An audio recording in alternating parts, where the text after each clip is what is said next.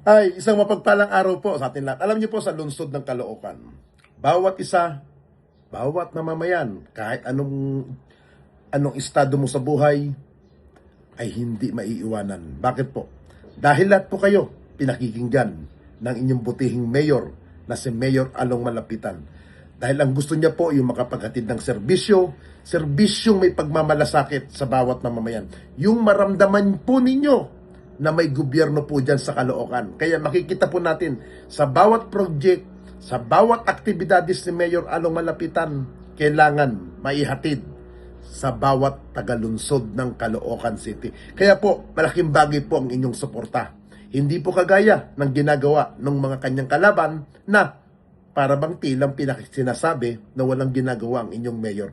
Pero sa kabaliktaran, kitang-kita naman at ramdam ng mga taga-Caloocan.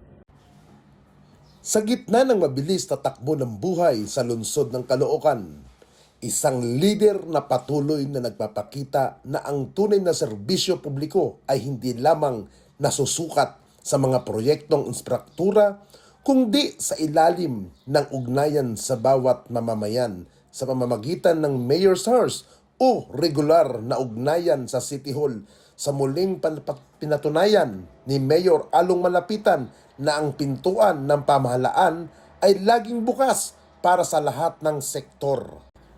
Ang sipag ni Mayor Along ay makikita sa kanyang pakikipagpanayam sa iba-ibang grupo na may kanya-kanyang layunin.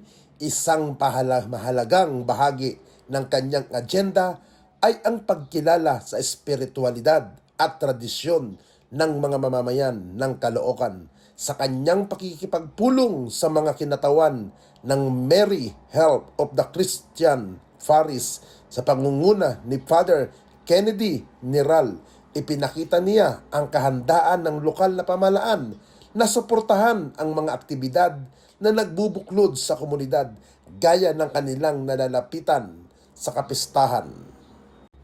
Hindi rin matatawaran ang pagbibigay halaga ni Mayor sa kinabukasan ng mga kabataan sa kanyang pakikipag-ugnayan sa punong guro ng Tandang Sora Integrated School. Personal niyang inalam ang kalagayan at mga kakulangan ng paaralan dito ay binigyan diin ang kanyang paniniwala na ang edukasyon ang pinakamahalagang pundasyon ng pag-unlad. Ang ganitong direktang konstitusyon ay tiniyak na ang mga programa ng lungsod ay tumutugma sa tunay na pangangailangan ng mga guro at mag-aaral.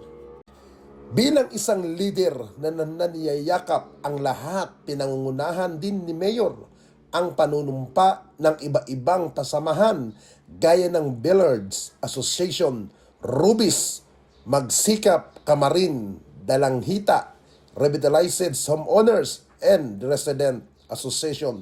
Ang kanyang pagiging malapit sa mga asosasyong ito ay patunay ng kanyang pagnanais na mapanatili ang kaayusan sa bawat neighborhood at itaguyod ang mga proyektong pangkabuhayan na direktang makikinabang ang mga residente. Higit sa lahat, hindi naiiwan ang mga sektor na nangangailangan ng espesyal na atensyon. Ang panunumpa ng mga opisyal ng PWD, Organization ng Barangay 160 at ang pakikipag-usap sa Federation of Senior Citizen Officers of the South Caloocan ay sumasalamin sa kanyang eksklusibong pamamahala. Ang pagpaplano ng mga programa para sa kanilang pakapakanan ay patunay sa Caloocan walang sektor ang mapapabayaan. Bawat kamay na kinakamayan at bawat problemang tinutugunan sa kanyang opisina, ramdam ang tunay na aksyon. Malasakit, si Mayor Along Malapitan ay hindi lamang isang lingkod bayan, siya ay isang katuwang ng bawat mamamayan ng Caloocan tungo sa mas maayos at mas magandang lungsod.